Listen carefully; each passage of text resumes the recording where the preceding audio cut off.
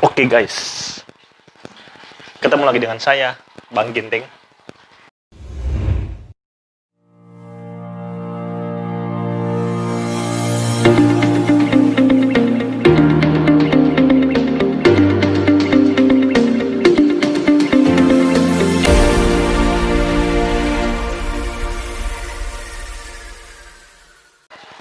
Apa kabar? Semoga sehat selalu ya.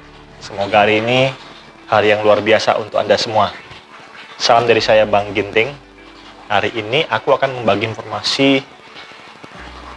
Karena apa? Karena aku kemarin, kurang lebih 2 minggu yang lalu, itu ternyata YouTube-ku itu sudah dimonetisasi. Sudah lulus syarat 4.000 jam tayang sama 1.000 subscriber. Nah, aku pengen bagi informasi ke teman-teman supaya teman-teman semua yang saat ini sedang berproses, sedang berusaha supaya bisa tembus syaratnya dan dapat iklan. Batuk dulu. Akan aku lakukan dan aku akan bagikan ke teman-teman semua supaya menjadi motivasi buat teman-teman semua. Kenapa? Karena aku sendiri saat ini sedang bekerja. Dan aku setiap Senin sampai dengan Jumat bekerja. Dari pagi sampai dengan malam. Jam 6 sore, jam 5. So, kok bisa aku buat YouTube video langsung dimonetisasi? Kan seperti itu pertanyaannya. Ada beberapa yang akan kita bahas nantinya. Mulai dari awal aku bisa membuat video sampai dengan saat ini total video yang aku punya adalah 105 video kurang lebih, dan saat ini sudah dimonetisasi kurang lebih 2 minggu. Dan uang yang aku dapat, mau tahu kita tunggu, nanti akan aku buka kasih tahu. Sampai saat ini 2 minggu udah berapa yang aku dapatkan, dengan total view kurang lebih per 2 hari itu adalah 700 view konstan atau konsisten, yang menonton sebanyak 700 view. Ya, sebagai orang yang pemula dan bukan orang yang serius di bidang YouTube juga, hanya saya melampiaskan hobi saya untuk melaksanakan atau membuat video dan disimpan melalui YouTube. Hobi saya seperti itu. Nah, awalnya saya tuh dulu membuat video ini di tahun lalu ya, 1 tahun yang lalu kurang lebih. Itu ketika ada pekerjaan di lapangan, saya membuat video. Video pada saat itu adalah, kalau tidak salah, ada perbaikan di gardu induk. Oh iya, teman-teman, saya memperkenalkan diri dulu. Saya adalah salah seorang yang bekerja di bidang kelistrikan. Ya, saya biasa menyebut saya itu kuli listrik, tukang listrik. Nah, saya kembali lagi ke topik. Video pertama saya itu adalah tentang pemeliharaan jaringan listrik di dalam gardu induk. Itu video saya pertama kali. Saya iseng saja, saya membuat video dan kurang lebih sekitar durasinya hampir 2 menit. Dan saya lihat 2 menit video saya tuh kapasitasnya kurang lebih menghabiskan sekitar 100 MB pada 2 menit. Memang kualitasnya cukup tinggi sehingga why not? Bisa sampai 200 menit, 200 MB ya. Kenapa tidak mungkin? Karena kualitasnya bagus, seperti itu. Nah, akhirnya saya berpikir, udahlah saya masukkan YouTube aja. Seperti itu. Akhirnya kita masukkan YouTube. Nah, ternyata kok saya masukkan YouTube, saya cukup banyak yang melihat. Karena beberapa saya upload juga status di WA saya sendiri untuk orang bisa melihat apa kegiatan kita. Seperti itu. Karena saya sendiri juga punya banyak teman. Nah, dari situ saya mulai membangun niat untuk membuat video baru seputar dengan kegiatan saya. Hingga akhirnya saya tidak mendapatkan subscriber dan bertambah. Nah, yang kedua, di sepanjang jalannya waktu ternyata subscriber saya ini tidak begitu banyak menambah. Saya mencoba mencari tahu bagaimana caranya menambah subscriber ataupun jam penonton, jam tayang. Saya mulai berpikir, apakah yang video yang dicari orang itu adalah video yang setiap hari saya buat? Belum tentu. Nah, sekarang kita balikkan.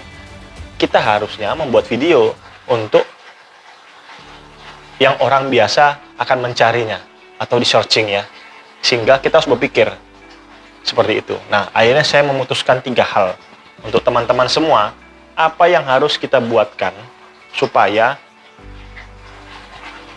atau apa yang aku buatkan sehingga bisa menjadi sebuah AdSense ataupun iklan sampai dengan saat ini. Ada 3 kata kunci yang saya pegang dalam saya membuat video. Yang pertama, yaitu saya harus menggali apa kemampuan saya. Kemampuan saya karena saya di bidang kelistrikan. Saya mencoba menggali informasi mengenai kelistrikan ataupun mengenai listrik yang saat ini sedang viral. Banyak, misalkan tentang KW meter listrik, atau tentang subsidi listrik, atau tentang listrik gratis. Nah, itu semua bidang saya. Saya menggali informasi itu. So, teman-teman informasinya apa? Ya digali. Umpama misalkan teman-teman kayak kaliannya di bidang menyanyi, atau kalian tentang komedian, atau kaliannya tentang melukis, atau bahkan ada kaliannya tentang drama, bisa jadi. Atau kalau ada yang kaliannya tentang mencuri, ya bisa jadi, kenapa tidak? Tapi mencurinya adalah ngeprank ataupun syuting bohong-bohongan, kira-kira seperti itu ya. Nah, itu kalian teman-teman tidak apa-apa, no problem, silahkan. Kemudian hal yang kedua adalah saya mencoba membangun link relasi ataupun kemana nantinya video saya akan dijual. Yang paling gampang saat ini adalah dengan media sosial, baik itu melalui Instagram, Facebook, Twitter, TikTok bahkan saat ini, ataupun link ataupun dan yang lain sebagainya. Itu adalah salah satu low cost high impact, artinya dengan biaya yang murah tetapi mendapatkan manfaat yang sangat banyak, luar biasa seperti itu. Anda cuma men-share aja seperti itu. Tetapi yang Anda share dipastikan bahwa yang Anda share itu adalah bermanfaat buat orang lain. Nah, seperti itu. Bagaimana? Nah, kemudian coba bayangkan, ini masih yang sama seperti nomor 2 ya. Coba bayangkan ketika Anda masuk ke dalam grup Facebook saja tentang listrik nih, misalkan saya masuk itu ke dalam grup Facebook kurang lebih sekitar 20 grup. Sehingga apa? Ketika saya men-share ke dalam 20 grup Facebook itu, 1 orang saja yang menonton dari 1 grup, mungkin video saya udah menambah menjadi 20 view. Kalau 1 orang. Kalau 10 orang sudah menjadi 200 view. Kalau 10 orang. Kalau 200 orang yang menonton setiap grup, ya kan? Itu berarti apa? 200 orang kali 10, 22.000 view. Seperti itu, ya kan? Ya kan?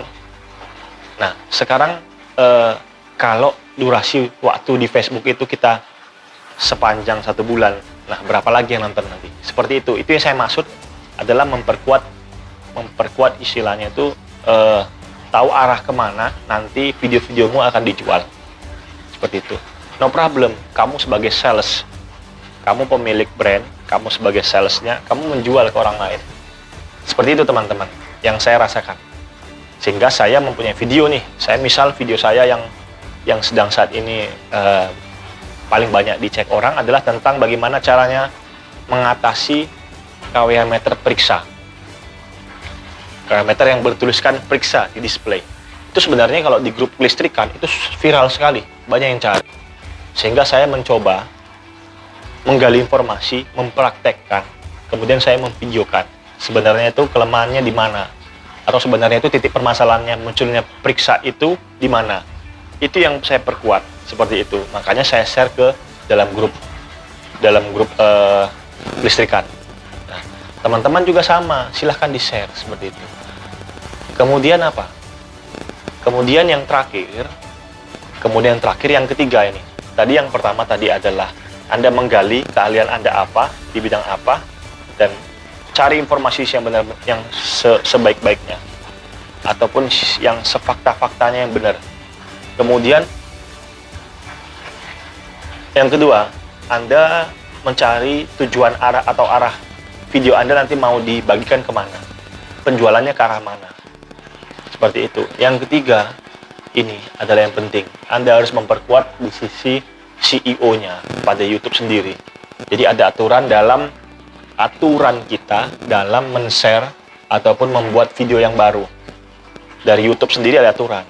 Nah, supaya apa? CEO itu dibaguskan. supaya kamu videonya bisa masuk daftar pencarian orang. Contoh, misalkan video saya tentang metode periksa tadi, ya kan, metode periksa tadi. Saya akan membuatkan CEO-nya nanti. Salah satunya ada thumbnail, ada tag-nya, hashtag-nya, ada judulnya, kemudian ada deskripsi. Itu sebenarnya poin-poin penting dalam CEO ya. Nah, saya mengambil salah satu contohnya hashtag. Nah, ketika meter saya yang bertuliskan periksa, ya kan, saya membuat video itu, maka hashtag yang saya buatkan supaya orang mudah mencari. Contohnya misalkan cara mengatasi KWA meter periksa. Itu aja saya masukkan ke dalam hashtag saya. Cara mengatasi meter periksa. Kenapa saya masukkan itu? Karena orang pasti mencari dengan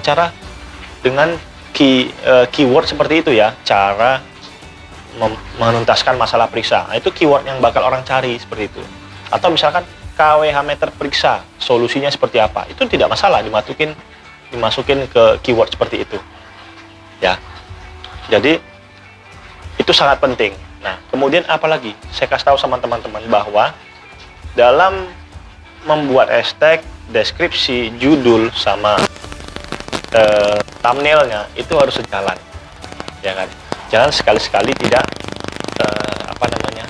tidak sejalan seperti itu. Kenapa? Karena nanti pasti logaritmanya itu tidak akan bekerja. Ya, seperti itu teman-teman. Jadi 3 poin penting itu yang saya pegang kuat. Dari mulai saya membuat video sampai dengan saat ini. Itu pasti akan terus-menerus Anda lakukan secara disiplin. Pasti YouTube akan tidak salah menilai. Seperti itu. Nah, ada beberapa, kalau ditanya sama saya nih, ada beberapa hal-hal nggak yang dilakukan selain melakukan 3 hal itu untuk meningkatkan jam tayang sama subscriber. Banyak saya pernah lakukan. Saya pernah try and error. Try-nya apa? Saya mencoba mengikuti Sub for Sub. Saya mencoba mengikuti Google AdSense, membeli jam tayang. Saya pernah mencoba mengikuti melalui aplikasi Sub for Sub pernah, melalui person to person, ya kan, itu juga pernah. Saya mend-DM atau message melalui aplikasi YouTube atau Instagram ataupun Facebook, itu saya DM langsung, saya minta sub dan sub kembali seperti itu. Saya pernah, tetapi saya melakukannya ke akun saya yang dulu. Tapi ternyata seperti apa? Tidak membuahkan hasil. Karena kamu tidak akan tahu ketika kamu sudah meminta sub ke orang lain, kamu pakai akun aslimu, dan orang lain ternyata orang lain itu mensub juga bukan pakai akun aslinya, hanya akun palsu. Sehingga apa yang terjadi? Yang terjadi adalah akun aslimu ternyata di follow ataupun di subscribe dengan akun palsunya orang. Yang artinya apa? Bahwa YouTube menganggap akun itu adalah bot karena tidak pernah bekerja.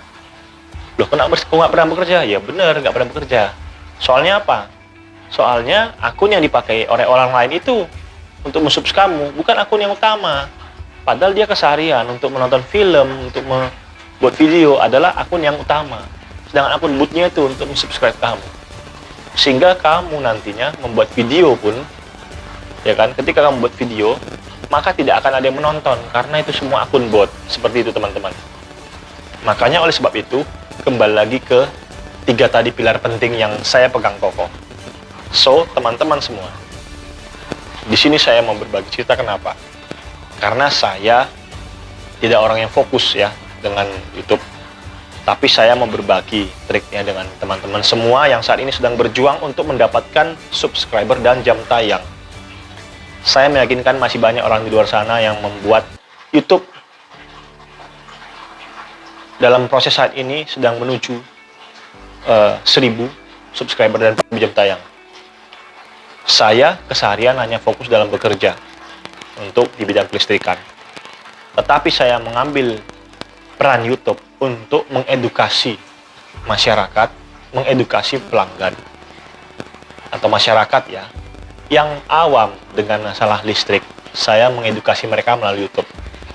Why not? Karena dengan biaya yang sangat murah, saya hanya saja meluangkan waktu untuk membuatkan video tersebut.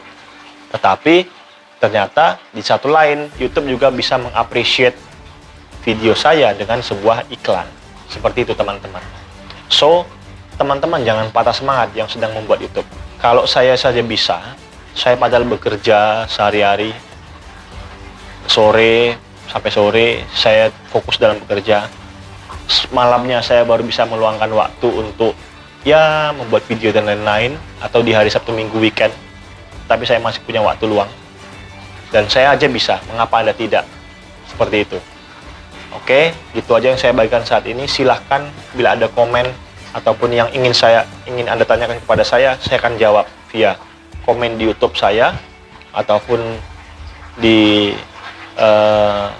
DM Instagram saya, ya kan? Jangan lupa like dan subscribe. Selamat berjuang kepada teman-teman semua. Itu bagian dari perjuangan saya tadi yang saya sudah bagikan ke teman-teman.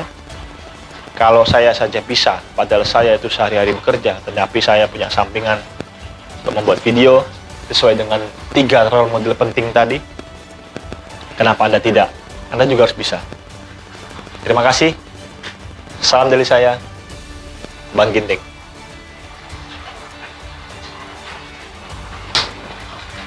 Bye.